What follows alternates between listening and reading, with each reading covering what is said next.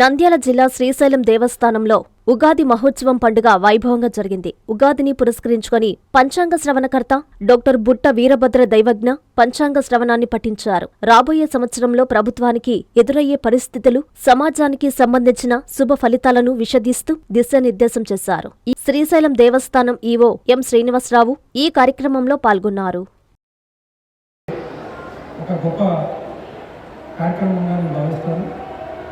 ఎందుకంటే చాలామంది ఇప్పుడున్నటువంటి ఆధునిక లోకంలో ఆర్థికపరమైనటువంటి విషయాలకు మాట్లాడు 29 సంవత్సరాలు బట్టి ఈ దేవస్థాన ఆస్థానం మరి ఏదైతే ఈ దైవ కార్యక్రమాన్ని నిర్వహిస్తున్నారో వారు ఎటువంటి ఫలితాన్ని ఆశించకుండా వారి సంపాదనలోనే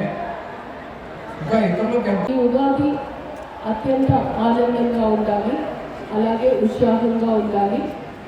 అక్కడ చెప్పారు పరాభవం అని. అందులో చాలామంది చాలా రకాలుగా ఆ నామ సంవత్సరం గురించి చెప్తున్నారు.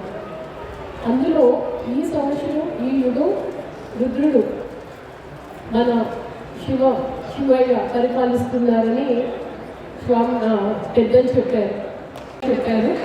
ఈ క్షేత్రానికి వారు సిద్ధాంతంగా వ్యవహరించడం, అనేక దైవ కార్యక్రమాల్లో వారు భాగస్వాములు అవుతూ ఉండడం, రాష్ట్ర అభివృద్ధిని ఆకాంక్షిస్తూ కార్యక్రమంలో మనము శ్రీశైల క్షేత్రంలో ఏ దైవిక కార్యక్రమం చేసినా అది ప్రజల సంతృప్తి గురించి, వాళ్ళ సంక్షేమం గురించే మనకు. ఉగాది శుభాకాంక్షలు.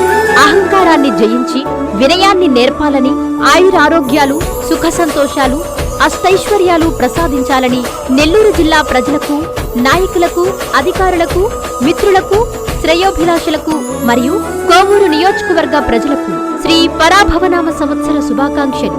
మీ వేమిరెడ్డి ప్రభాకర్ రెడ్డి, పార్లమెంటు సభ్యులు నెల్లూరు. ప్రశాంతి రెడ్డి, శాసనసభ్యురాలు కోవూరు.